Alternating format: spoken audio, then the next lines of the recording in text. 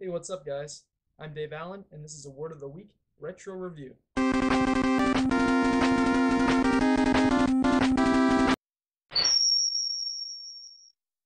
This week, I'll be reviewing Half-Life 2, Episode 1, because this week's word is Episode 1, which is two words, which isn't important, because it's a great game.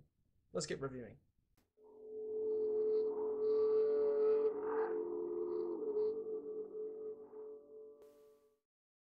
Half-Life 2, Episode 1, originally known as Half-Life 2 Aftermath, and called Half-Life 3 by Gabe Newell, the executive director of the series, puts you back in the suit of everyone's favorite protagonist who never speaks and can drive and pick up things without his hands, Gordon Freeman.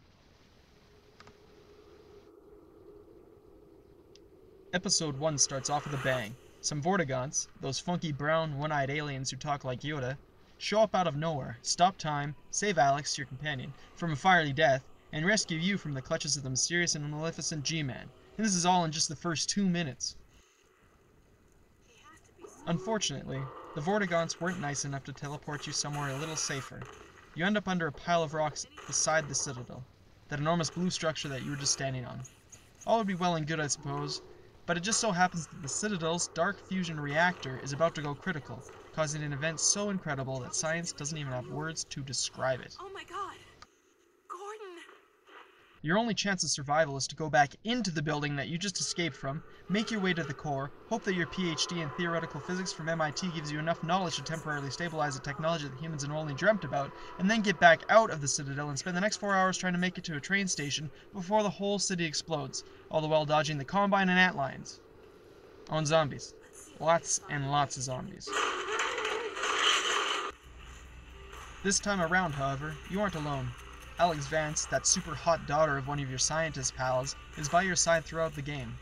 Valve, the developer of the game, spent a lot of time working on her AI. In fact, one of the goals of Episode 1 was to create a more realistic AI companion, and it shows. Alex shoots and beats up baddies better than anyone, carving a path through any zombie that dares stand in your way. Speaking of development in time, Episode 1 was delayed like crazy. Valve originally came up with the whole idea of releasing episodic content in an effort to shorten time between games.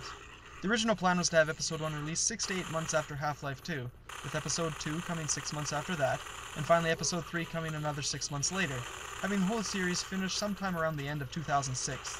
That didn't happen. Episode 1 was delayed almost from the get-go, not being released until June of 2006. The time spent was worth it though, because the game is still both playable and beautiful 4 years after it was released. Especially noticeable is the HDR rendering, which allows for super bright brights that emulates much more closely how our eyes see. Anyways, you might think that having Gordon Freeman, the epitome of the strong silent type, run around with a girl could get a little awkward. You'd be right. Oh sure, Alex tries to lighten things up with battle banter and witty observations, even trying to tell the occasional joke. What the hell is that? A Combine zombie.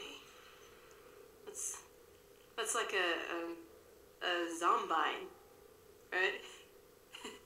Zombine, get it? Okay. The Freeman, however, is completely unmoved. Even as Alex tries to express her feelings for you, your stone-cold heart remains frozen. Look out! I don't know who it was that broke the heart of Gordon Freeman, but I hope she suffers long and hard in hell. So after all this running and killing and zombies, you'll ultimately make your way to the climactic battle with the final boss and the end of the episode. Unfortunately, this end comes far too soon. Episode 1 can easily be completed within 5 hours, and upon release cost a whopping $20 to purchase. Ouch. These days, it's available, along with Portal, Team Fortress 2, Episode 2, and the original Half-Life 2, in the orange box for almost the same price. Now it's possibly the best deal in gaming. So, to sum things up, Half-Life 2 Episode 1 has great gameplay, awesome graphics, and continues the exciting story of Gordon Freeman.